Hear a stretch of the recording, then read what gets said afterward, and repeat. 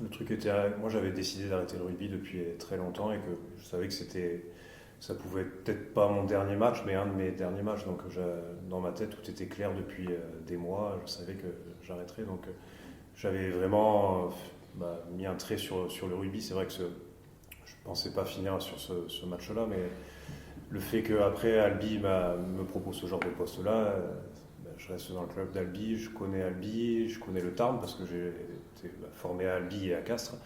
Donc ça me permettait de rester dans le rugby et de toute façon j'allais rester vivre à Albi. Donc c'est vrai que c'était une très belle opportunité pour moi et de rester dans un club que je connais. Aurillac, où j'ai passé 10 ans et que je connais le modèle d'Aurillac, je pense qu'il y a des similitudes à mettre en parallèle. Donc c'était un super projet pour moi et donc évidemment que j'ai accepté. Ouais, modernité déjà, avant de vouloir changer, il faut bien analyser le club. Donc là, ça fait qu'un mois que j'ai commencé, donc je suis là j'écoute beaucoup au début. Je pense qu'il y a une grosse partie d'écouter, d'apprendre. Je note beaucoup de choses.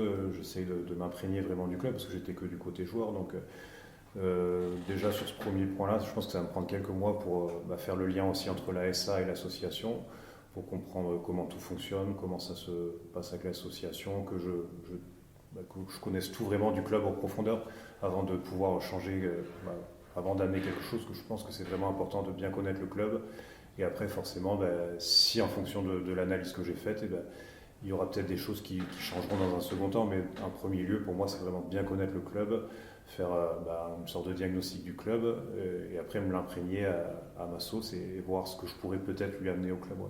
Parce que je vais refaire une licence sur le plan comptable un peu, sur droit social et du management, pour reformer sur. C'est vrai qu'il y a un gros volet sur la compta présenté à la DNACG et tout, donc je vais me reformer durant un an sur ça, et du coup ça va durer sur 16 mois, je pense que c'est la bonne durée, parce que comme ça ne nous met pas trop de pression, on a le temps, ça prend notre temps, ça fait une saison plus une demi-saison, donc c'est assez intelligent. Ouais.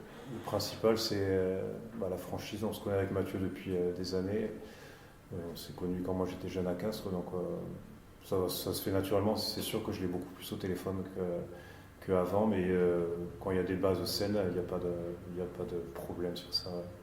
Le fait de mon âge, il y avait quelques jeunes, donc j'avais une distance peut-être un petit peu naturelle, donc je ne suis pas celui qui bringuait le plus, donc les choses se faisaient assez naturellement, et là les choses se font naturellement.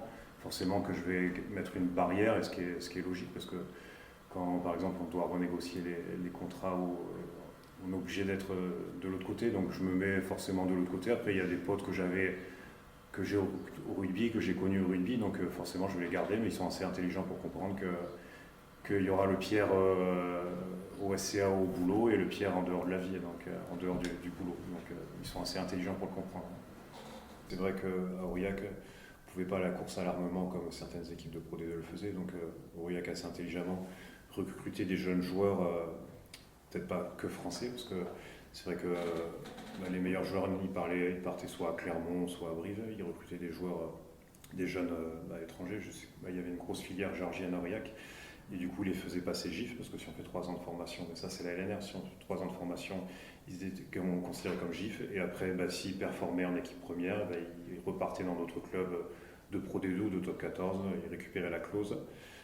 Et après, ils pouvaient réinvestir. C'est vrai que c'est le modèle d'Aurillac était peut-être des fois un peu décrié, mais c'est vrai que c'était assez intelligent parce que Aurillac ne pouvait pas garder ses meilleurs jeunes joueurs, donc ils allaient en recruter d'autres ailleurs, ou peut-être d'autres jeunes joueurs. Donc c'est vrai que ce modèle économique de former des jeunes joueurs et de ne pas aller chercher sinon des gros contrats pro de l'extérieur, après on est toujours obligé d'aller chercher 3 ou 4 joueurs un peu avec d'expérience, parce que ceux qui vont un peu gérer le vestiaire aussi, il faut arriver à gérer un peu aussi les jeunes joueurs, avoir ce lien entre les jeunes, le staff, donc c'est aussi important de garder 3-4 joueurs d'expérience, parce que ça rassure aussi avec Jean-Jacques quand il y a du recrutement à faire, passer 2-3 coups de téléphone, c'est plus facile. Ouais. Je l'ai pris en cours de route déjà, parce que je suis arrivé, comme je disais, il y a un peu plus d'un mois.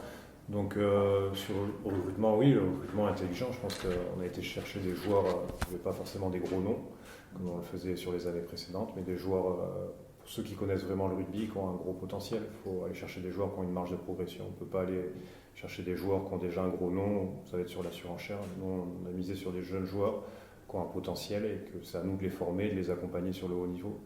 Notre ambition, c'est de former nos jeunes joueurs. Donc, en formant nos jeunes joueurs, on verra.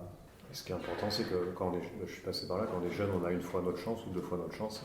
Quand il y a une blessure ou sur un match à l'extérieur, c'est à ce moment-là qu'il faut saisir sa chance. Donc, ces jeunes joueurs ont peut-être plus de chance qu'ils l'ont eu dans le passé. Donc, c'est à eux de saisir leur chance au moment venu.